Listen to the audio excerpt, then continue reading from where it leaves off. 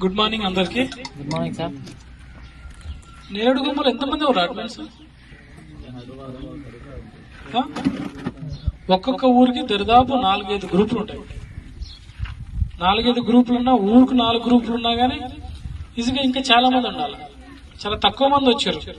Okay, anyway నాకు కొంచెం late అయింది వేరే పని వల్ల. ఓకే, ఇప్పుడు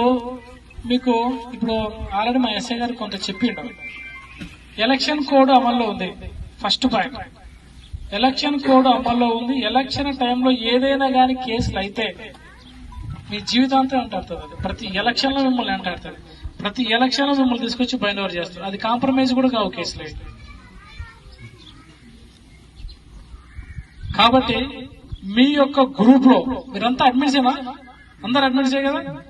మీ గ్రూప్ లో నేను కొన్ని చూసినాము.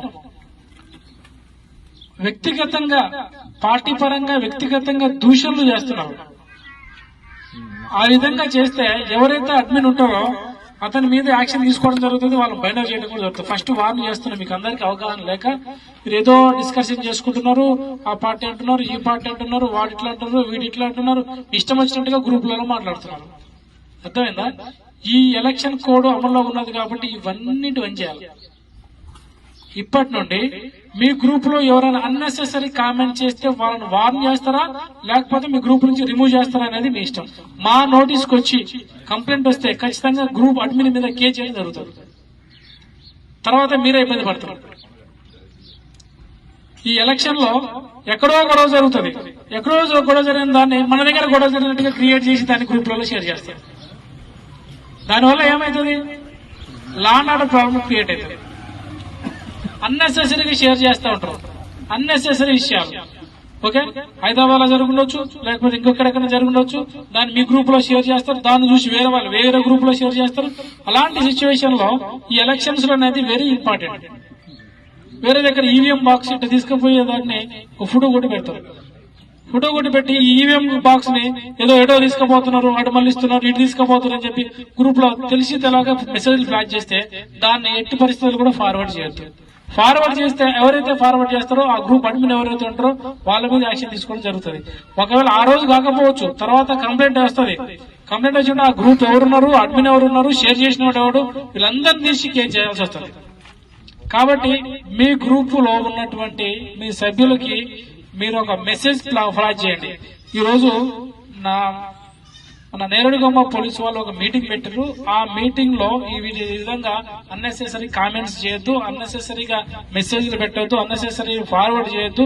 ఏ వ్యక్తిగతంగా ఏ పార్టీకి సంబంధించిన వాళ్ళని వ్యక్తిగత దూషణలు గానీ పార్టీ పరమైన దూషణలు గానీ చేయొద్దు అని చెప్పి మాకు క్లియర్ ఇన్స్ట్రక్షన్ ఇచ్చారు.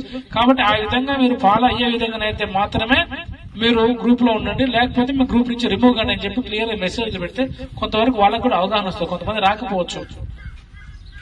మీకు ఇంకా వేరే వాళ్ళు ఎవరైనా రాని వాళ్ళు ఉన్నా కానీ వాళ్ళు కూడా చెప్పండి. ఓకే, ఈ విధంగా మీటింగ్ పెట్టారు కాబట్టి మీ గ్రూప్ లో కూడా ఇలాంటి అంటే పార్టీకి సంబంధించినవి కావచ్చు, లేకపోతే వ్యక్తిగతంగా సంబంధించినవి కావచ్చు, రాజకీయంగా సంబంధించినవి కావచ్చు, లేకపోతే లా అండ్ ఆర్డర్ ప్రాబ్లం అయ్యేటటువంటి ఎలాంటి ఇష్యూస్ అయినా కానీ గ్రూప్ లో ఫార్వర్డ్ చేయకుండా వాళ్ళకి మీరు ముందే ఇంటిమేషన్ ఇస్తే అవి చేయకుండా ఉండటం జరుగుతుంది. అర్థమైందా? ఈ ఎలక్షన్ లో ఒకసారి కేసు అయితే తర్వాత మీ జీవితం మొత్తం మీ అంటాడుతుంది. తర్వాత మీ ప్రతి ఎలక్షన్ లో మిమ్మల్ని బయట చేయడం జరుగుతుంది. కాబట్టి 1-2 సార్లు వార్న్ చేస్తున్నాం, ఇప్పుడు అవగాహన చేస్తున్నాం. తర్వాత మీకేమైనా వినకుండా అదే విధంగా పరిస్థితుల్లో మెసేజ్ పెడితే అవి మా దృష్టి కంపల్సరీ వస్తుంది. ప్రతి గ్రూప్ మీద నిఘా ఉంటుంది. మీరు ఎలాంటి మెసేజ్లు పెడుతున్నారు, ఈ ఎలక్షన్ కోడ్ లో ఎలాంటి మెసేజ్లు పెడుతున్నారు, ఎలాంటి మెసేజ్లు ఫార్వర్డ్ చేస్తున్నారు అనేది ప్రతి గ్రూప్ మీద నిఘా ఉంటుంది. అది డైరెక్ట్ గా అది ఐటీ కోరలు మానిటర్ చేస్తుంటారు. మీకు తెలవదు ఆ విషయం. అవి మాకు వస్తాయి. మళ్ళీ ఇంకో పలానా ఈ పెట్టిండు మాకు వస్తుంది, దాని మీద కేసు చేయాల్సి వస్తుంది. ఓకే, ఎలక్షన్స్ అప్పుడు కేసు చేసి అట్లా పెట్టినా కానీ తర్వాత ఎలక్షన్స్ అయిపోయిన తర్వాత పట్టుకొచ్చి రిమైండ్ చేస్తారు.